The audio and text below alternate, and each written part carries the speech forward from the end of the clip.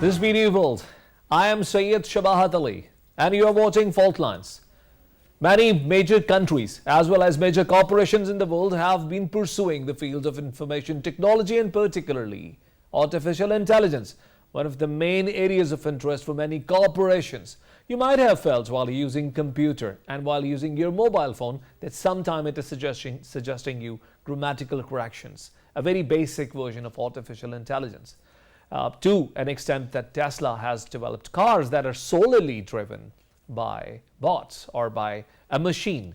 But recently, the invention or the introduction of ChatGPT has caught many by surprise. People were not expecting a software actually to write poems, to make complete scripts for them. And this has taken the media as well as the social media by complete storm. 1 million followers were earned by ChatGPT in only 5 days, after which its website went under a bit of problem. But this is thought to be one of the largest leap that mankind has taken in the wake of information technology and with more specifically in the field of artificial intelligence. Are we going to be completely dedicating some of the jobs to machines? Are bots going to play a wider role in future? And what will be the consequences for mankind? All of this in the first segment of today's program. Team Fault Lines have prepared a package. Watch the package before I bring my first guest to the program. GPT stands for Generative Pre-trained Transformer, which is a type of large language model neural network that can perform various natural languages processing tasks such as answering questions, summarizing text, and even generating lines of code.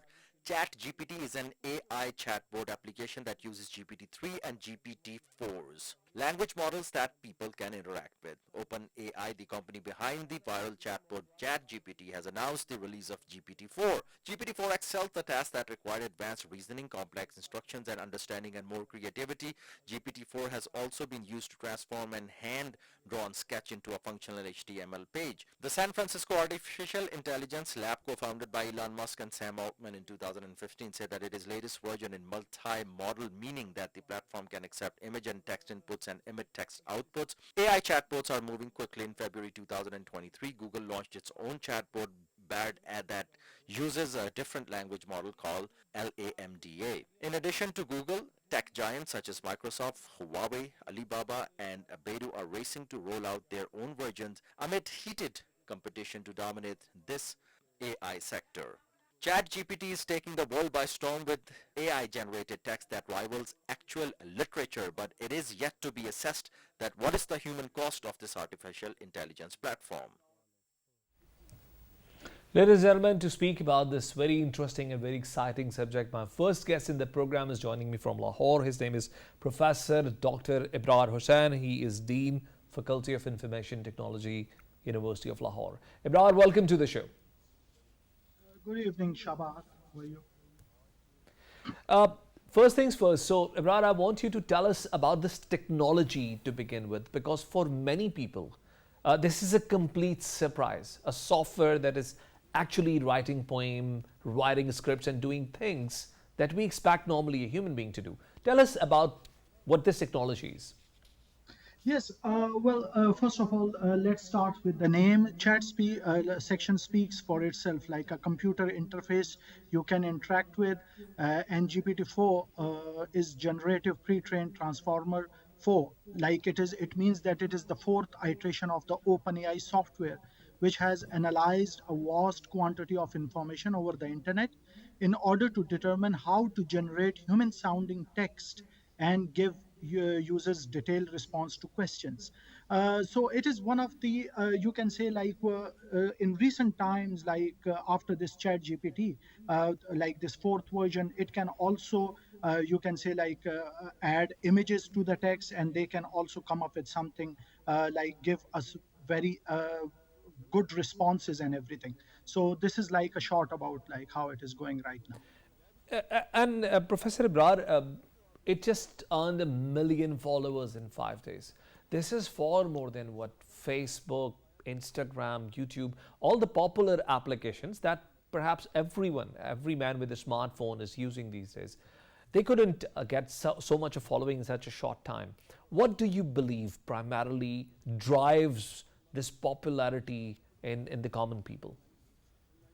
Yeah, actually, because it covers everything, like it can, as you have said, that it can write poems, it can covers like all the codes, like students can do the assignments these days, they can generate different kind of text, and like because it is trained on the 2021, all the data like is being actually these chat gpt models are being trained on all the previous data till 2021. Because of this and because of its like because of this whole artificial intelligence, and the second thing is the advanced reasoning skill, which is like being introduced in chat gpt-4, and that is why chat gpt has like it reached 1 million users within 5 days, and all the other social like even if you talk about you can say like tiktok, and it went into months of getting all the that number. So this is something, and it can again handle more complex instructions. It is more accurate, creative, and collaborate in the you can say like the in the response generation. So that is why it is being people are going towards it and using it. Professor Ibrar, people are talking about GPT 4.0 as being a major leap. It is going to surpass the expectations of many. Nonetheless, ChatGPT 2.0 that we have so far been using has been a big surprise altogether. But there are many videos circulating, many people telling us stories that are hard to believe that maybe this 4.0 is going to write complete books, is going to make entire films without help of an actor or a writer or a producer. So tell us, what are the limits of this technology, or what exactly 4.0 would be able to do? I mean, what are the main boundaries that it is going to remain within? Yeah, it can like right now, ChatGPT 4 can process up to 25,000 words, which is approximately 8 times as much as its earlier versions of ChatGPT. It is also set up to be safer and more aligned compared to ChatGPT 3.5. It is 40% more likely to produce factual response than ChatGPT 3.5. What else it can do? Like it can, like it has dazzling features. It has like in addition to text, it can handle pictures, uh, which are like what is called the multimodal technology. A user will have the ability to submit picture alongside text, so both of which ChatGPT 4 will process and discuss. So the ability to input video is also at the horizon. So this is how it is like right now going on, and in few couple of like few days what happened that 200 new ai tools and ai softwares like based on all these natural language processing models have been introduced. So this is how like all the people, all the technologists of artificial intelligence, they went into this area to dig in that how we can work more and produce more thing, and that is why microsoft is investing like $10 billion in openai for this chat gpt models. Professor Ibrar, I'm highly appreciative of the positive side of the story that you have told us, but Mm, there are many skeptics who are telling mm, us a negative side of the story as well, particularly with the recent spike rise in the other technologies like the deep fake mm, technology, which has created a lot of problems for many people. Uh, mm. so don't you believe that ChatGPT 4.0, with its such a phenomenal ability to undertake tasks that you just mentioned, can cause a lot of problem as well if being used by the wrong hands? Yes, well, it is important to note that artificial intelligence language models like ChatGPT are designed to provide responses based on the input they receive. It's up to the user to determine the vicinity of the information provided. However, there are like efforts underway to ensure that artificial intelligence models like ChatGPT are used ethically and responsibly. For example, OpenAI has a team dedicated to ensuring that their models are not used to spread disinformation or misinformation. And going forward, what do you believe can be the further uses of ChatGPT 4.0? Because to my understanding, the spectrum of opportunities is so vast that we are still exploring the possibilities of things that can be done with this technology. Yes, artificial intelligence language models have already made significant strides in natural language processing, but there is still much room for improvement. In the future, I believe we'll see models that are better at understanding context, recognizing emotions, and even predicting outcomes. So, there is potential for artificial intelligence language models to be used in a variety of fields, such as healthcare, education, to help solve complex problems.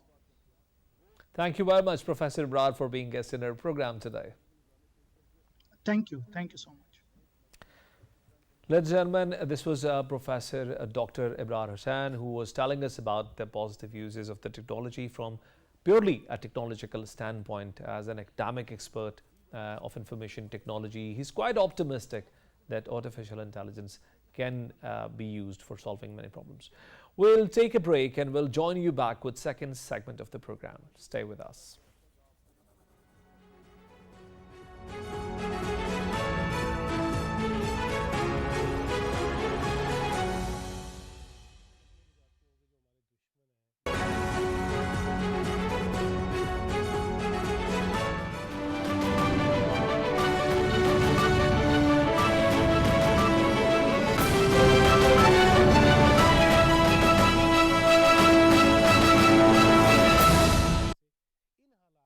The devastating impact of climate change upon everyday life is vividly evident now.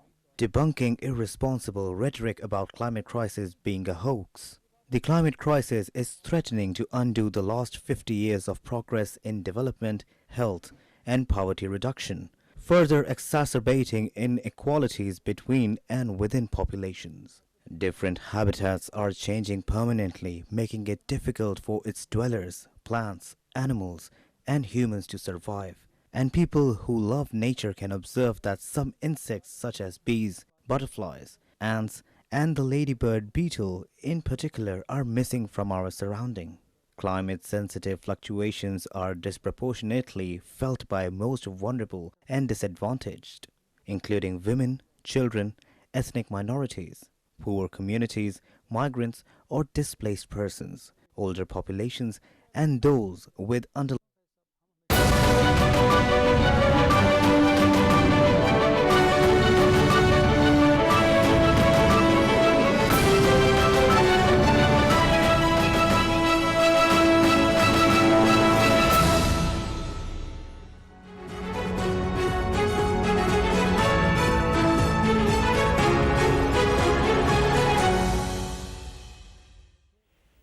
Ladies and gentlemen, there are always various aspects of a single picture that we are presented. Nonetheless, ChatGPT 4.0 is a major technological revolution that is going to help mankind in many fields. But there are many skeptics who are of the view that it is going to exacerbate many problems that mankind is facing. At the moment, to ponder further on the subject, I have invited SYED Tajamul Hussain. Tajamul is founder and CEO of Pakistan's largest artificial intelligence company. He is also the first recipient of presidential award in the field of artificial intelligence in Pakistan.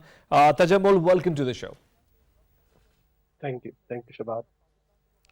Tajamul, we are talking about ChatGPT 4.0, that is a major leap that information technology, or to be more specific, artificial intelligence, has taken. And there are many people who are of the view that now it is going to take over many jobs that were being done by human being, and it will be executing these jobs flawlessly, which is going to actually create some economic problem for human being.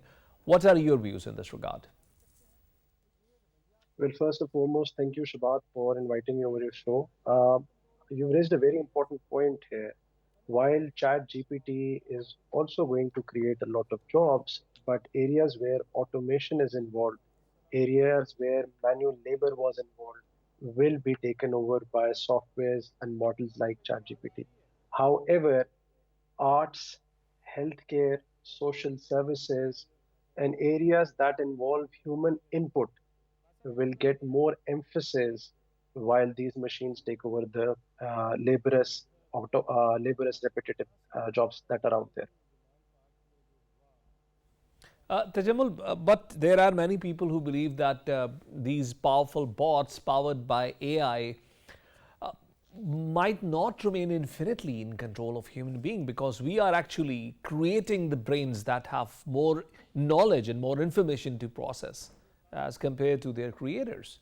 So don't you feel maybe we are too much inspired by the sensations driven by the Hollywood movies, but tell us as an expert, do you believe that we are creating brains that are larger than human brains and that we might not be able to control infinitely? Shubha, this is a very scary question to ask, but look at it as a problem that is under research as we speak. And this problem is called as the control problem, where what we're doing is we're trying to teach machines the values that human beings actually do consider significant and important. However, if control is not given to the machines in a way that human values are not taken for granted and they're kept in check, things are under control. Otherwise, what you've identified is a machine bias problem that can be seen fairly quickly in the years to come.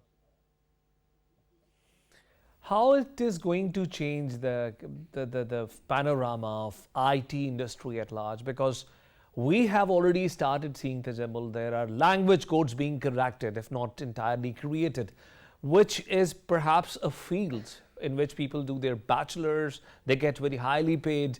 It's an entire corporate ladder that this language writing codes is a first step off, which is now being taken by Chat GPT. So what are your thoughts about it? Subhath, again, a very concerning point. So there was an interview by the founder of ChatGPT just a few days ago, and if I quote him, he observes that in 5 years' time, programmers will not be needed in the first place. However, believe that programming, like all services, will develop its own niche. New opportunities will come in, but traditional programming, as you rightly mentioned out, Shabahat, will be an obsolete task within the next 5 years. You're absolutely right there. Tajammul, you have worked first-handedly on the information security issues in Pakistan. And I know that you have worked with many corporates in this regard as well. So what would be the plethora of opportunities, or maybe the bundle of threats that come to weaker nations like us that do not have an ideal information security infrastructure in the country? What would be the future for the weaker economies and the countries that are not in the top 10 or top 20 most modernized nations when it comes to information technology? Subhat, at one place, it provides us with a level playing field where uh, children from Pakistan who develop skills in AI have a competitive advantage and they can apply across the globe. And this will obviously lead to economic growth. However, if privacy bias is looked at, if we are talking about accountability, limited resources, third world countries and countries with limited resources will definitely see a brain drain. There's also a very high possibility that new jobs will not come faster, and Pakistan and other countries that are struggling economically will lose a lot of jobs to machines. Last but not the least, there are ethical concerns around the data and cybersecurity as well. So, a lot of data that is out there is being processed, and that data, if not handled properly, can be an issue for us. And that's a concern for all struggling economies. Tajammul, as an expert, do you also have some considerations with regards to the ethics or the ethical considerations? Because when it comes to the use of AI, it can be used positively as well as it can be used negatively for many evil purposes. So, do you believe this technology has potential of being used negatively that can harm us on a larger level? Shubha, this question goes to how you are training your models and how the data is being fed into the models. And this is a very valid concern. Think of it as a situation where a self-driving car loses control and there is an elderly person at one end and a young child at another end. If the car loses control, where does it go? Which direction does it go? So this becomes a control problem bias that goes back to how models are trained. If conscious effort is not taken in training these models rightly, this can absolutely be disastrous for humankind. You have pointed out a big issue, and this is under research globally as we speak. Thank you very much, Sayyid Tajamul Hassan, for being guest in our program today. Ladies and gentlemen, this was Sayyid Tajamul Hassan, and you just heard his thoughts about it. So, in a nutshell, ChatGPT is not only extending us immense opportunities, it's also unfolding many threats that mankind, at the moment, with the we're giving infrastructure of information security, we might not be prepared for it. Let's move to the second topic of our program, which is a war of a small chip. The small chips that are used in computers, that are used in mobile phones, used in electronic items, are primarily built. I mean, a big portion of their manufacturing is done in the East, particularly Taiwan and China. This technology is so important that without enough and abundant supply of these computer chips, it is very difficult to continue the production of many electronic items, including our computer gadgets, our mobile phones, and many other things.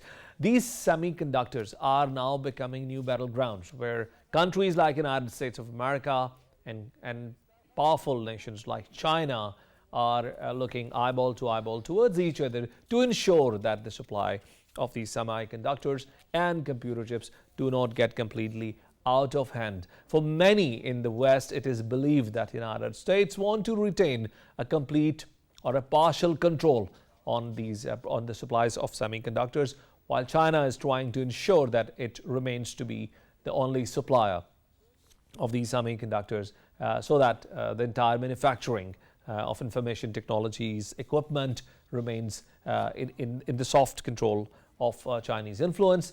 To talk further about it, I have invited a very prestigious guest in my program. His name is Mubashir Sargana. Mubashir is Internet Public Policy Researcher. He is also Vice Chairman, Asia Pacific School on Internet Governance, and is joining me in my studio. Mubashir, welcome to the show. Thank you. First things first, Mubashir, we don't know much about the use of these semiconductors. Help us to understand what exactly these semiconductors are and why are these so significant for information technology. Okay, thank you, Shabat, for inviting me. Starting from its inception in 1960s, like when we used to have bigger semiconductors to process just simple calculations and to store simple data, to this evolution in the era of nanotechnology. We are wearing small devices that can tell us about our heartbeat. This is the evolution that we are actually having right now. This is all about this evolution of semiconductors and this chip technology. But these chips are being used perhaps in every electronic gadget that we are using today. Yeah, definitely. Starting from our own daily use basis devices like IoTs, or we can call it Industrial Revolution 5.0 or 4.0. We are just going for 5.0 now. So we are using these chips in our weapons, automated machines, computer processing units, and everywhere almost. So wherever there is a computerized machine or a machine that has ability to do tasks smartly, this chip is semiconductors that are part of it. Yeah, definitely. So going forward, how do you compare this chip technology with the other traditional technologies that were at use before this technology of semiconductor arrived? There are certain factors like efficiency. That's at the top. Like we used to, if we talk about traditional technologies, there is much processing power, time, and resources required to do certain tasks.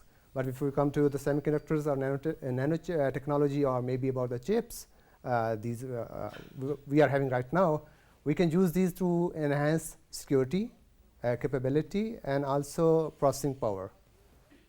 And what role does this play in development of new technologies further? We are in a era where new technologies are coming. We were just a while ago talking about ChatGPT 2.0 and then ChatGPT 4.0. So the science is still exploring its expansion. How does the use of semiconductors affect us here? If we talk about the evolution of AI, like if we were discussing ChatGPT just before this segment, this is one of the fundamental components, this chip technology, to support this AI evolution. And if there are any other things like IoTs, or maybe there are other inventions that are coming up, there are many other things. This is one of the core elements that we are going to have, or we're going to need to make it happen, actually. And do we, at large as a nation, require this supply of such semiconductors to ensure that our infrastructure of information technology remains intact? Because computers are used almost everywhere, in the banks and IT sector, perhaps even the coffee shop that we were sitting together a while ago in. Yeah, exactly. If we are going to have an automated system, like whatever happens in our life is dependent on technology, like we are moving to that era very soon, then we should have enough supply of those devices or those semiconductor chips to use them in our inventions, in our products that are going to facilitate us actually. And what does this technology, I mean, do you see that the use of these semiconductors is going to remain at the heart of all the developments that are about to come, or are we taking a leap and going away from the use of these semiconductors? And I'm asking you this because the next guest is going to talk about the sensitivity of the subject. The big powers are now fighting about, or they are not in good relationship with each other because of the supply of which is getting scarcer with every day. So are we going to move forward, or are the chips going to sit at the heart of all the technologies that we are going to have in the future? I can actually say that the inventions that are being carried out, in this era or maybe in the coming time, that are mostly dependent on this chip technology. Like if we talk about artificial intelligence, IoT devices, or if there are any other inventions, like if we talk about critical infrastructure even, or automating our government operations or governance systems. So we are going to need that. If we are going to lead in its production or its evaluation, then we are going to have a power, and we are going to have a control on our, in the world. Like if we talk about any nation, like if it's US or China or Taiwan or Japan, maybe they are all competitors. Let's, ladies and gentlemen, talk with the second guest in this segment. He's Osama Rizvi, needs no further introduction. Osama, welcome to the show. Osama, we are talking about this semiconductor technology that sits at the heart of development of the entire IT infrastructure that the world is using and is going to use in the future. What will you tell us about the supply and demand of these semiconductors, which is becoming a flashpoint between major powers?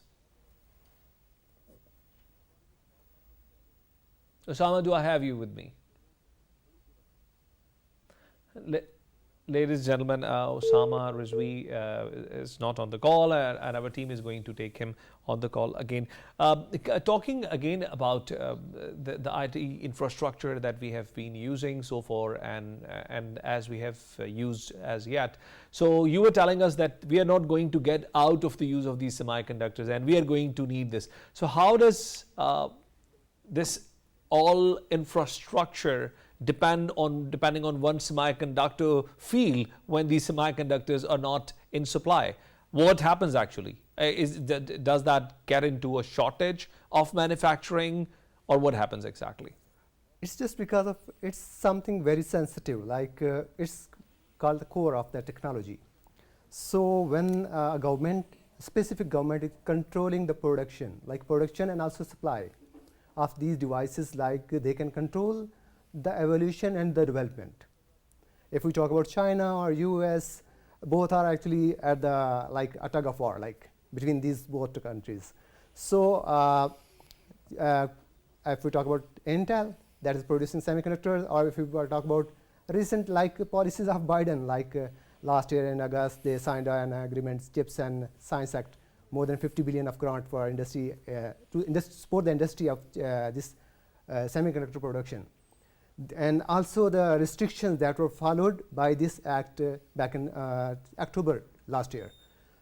These restrictions were mainly to supply these products to China, just because they shouldn't have access to these produced devices that were being. So Mubashir, what I comprehend from your conversation is that if these semiconductors are so significant for development of all these machines that are so important in this modern era, this means that in the future there is going to be a price hike if the tug of war between the two powers remain as it has remained so far. Yeah, there will be tensions actually, because if we talk about this Huawei incident, when the US government back in 2020 came up with the sanctions on Huawei to supply its products to US and other countries, that can raise tensions between countries and also with their allies, that the supporting nations. Like if we talk about our own country, Pakistan, we are friends with both countries. We are dependent on technology from both these countries. Let's talk to Osama Rizvi, who has joined us back over the phone. Osama, welcome to the show. Thank you so much. Osama, can you hear me? Yes, I can hear you. Thank you so much. Right. Osama, we are talking about the supply chain crisis with regards to these semiconductors that our technology expert was telling us sit at the heart of entire manufacturing of hardwares that we require in the smarter world that we have created. Tell us about the supply and demand gap and the tug of war that is taking place between the two powerful nations. Yes.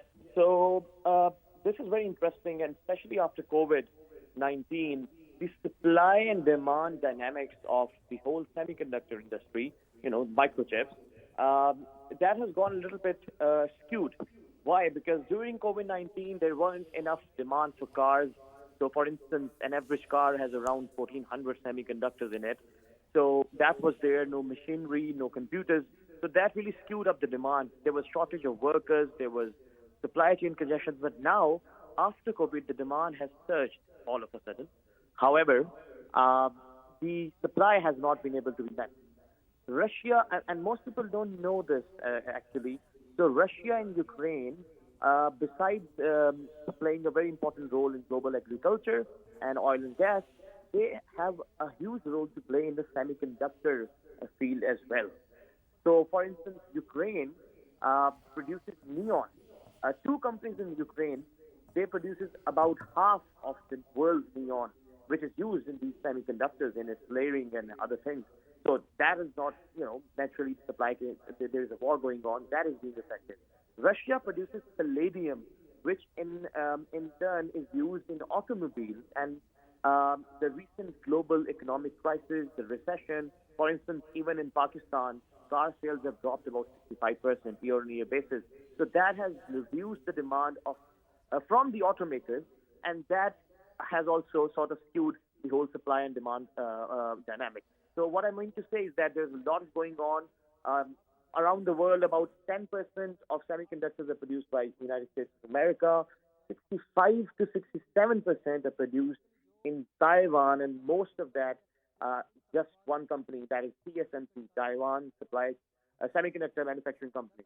So that is how highly asymmetrical Osama, the sorry relationship to cut is. you here, but you have just brought the conversation to my next point, and Yeah. which is why does Taiwan have 65% of the net production in the world? There should be a logical reason behind it, because if this technology was so imminent and so significant for the development of entire information technology industry, then why not the West have control on the same? Why don't they have a proportion in production of this very expensive chip?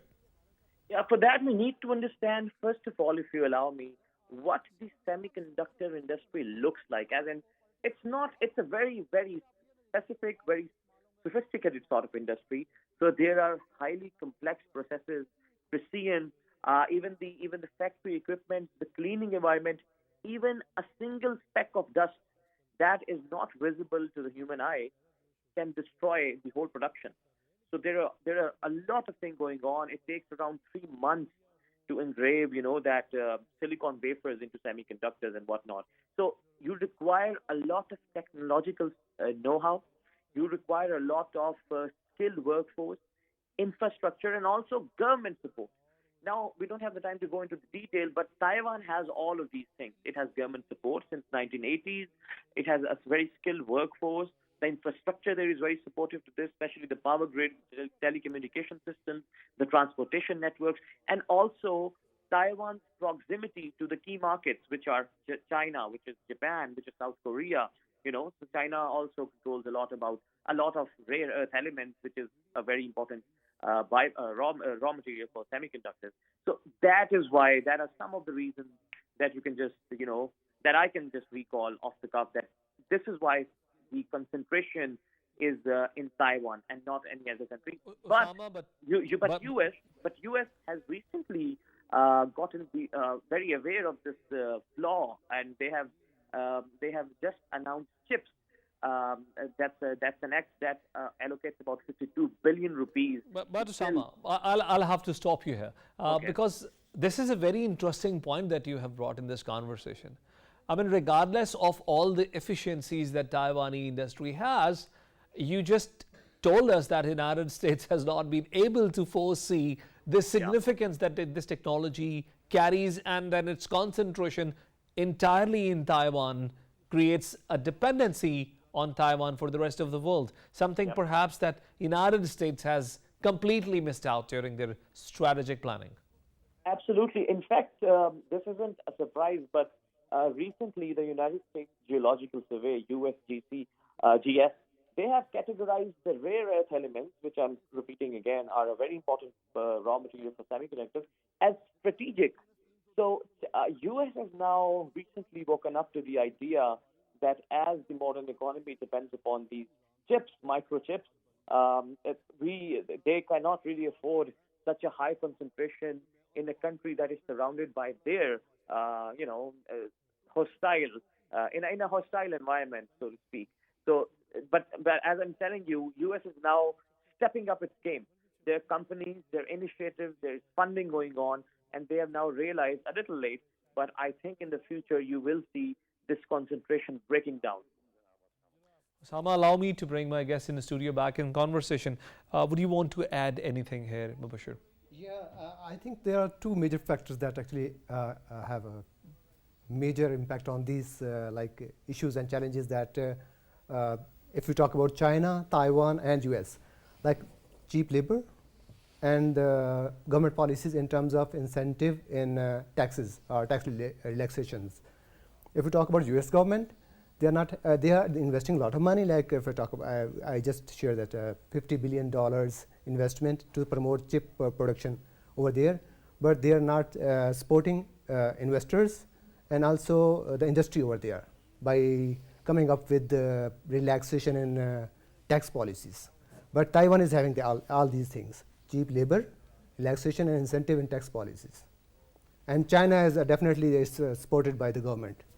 All right, Osama, coming back to you. So, do you think that all of this together becoming a huge advantage for People Republic of China is going to be an advantage with them for times to come? Because you were telling us a while ago that United States has later realized it's behind in the game and has started coming back into it, has started doing something to bring back itself into the main play. So, do you believe China is going to keep this advantage over a period of time? Yes, certainly I do believe that. However, as I just said, the concentration would start to break down a little bit. But you see, China controls 84% of the supply chain of rare earth elements. During the trade war, if you remember, this was being termed as China's nuclear option. That if they decide to stop the supply of rare earth elements, REEs, that would literally just blow everything up. So China does not only have this semiconductor advantage, they have this rare earth element advantage. And I believe even in the diplomatic front, you've seen China has brokered a deal between Iran and Saudi Arabia, and all of those things are happening.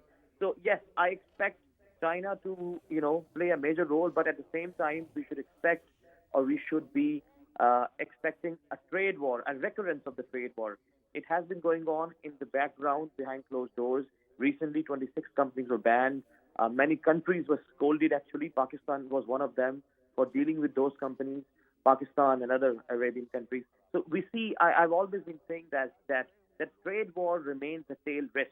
And I believe, unfortunately, in this year, 2023, before it ends, we will see another round of trade war, a proper round of trade war between US and China. Thank you very much, Osama Rizvi, for enlightening us with your wonderful thoughts once again. Your closing comments on this entire conversation, Mubashir. I think there should be some friendly relation and bilateral relation between these two countries, China and US, because the countries like Pakistan are dependent on we are development countries, and we should have access to these technologies. For the greater good of the entire industry in the world. Exactly. It's important that the two sides come together. Thank you very much, Mubashir, for being so guest in our program. Ladies and gentlemen, as you have heard from our guests, this chips or semiconductors have become a very important, rather a pivotal point in today's trade war, which is taking place between the United States and its allies, which becomes actually the entire West, and China.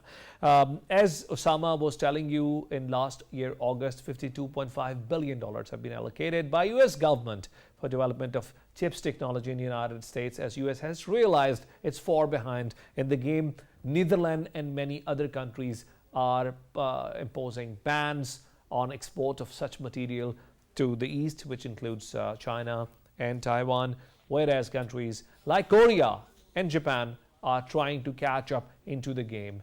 That said, all of this will continue unless the two powers do not decide to sit down together for the greater good of human beings.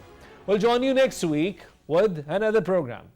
And until then, Allah Hafiz.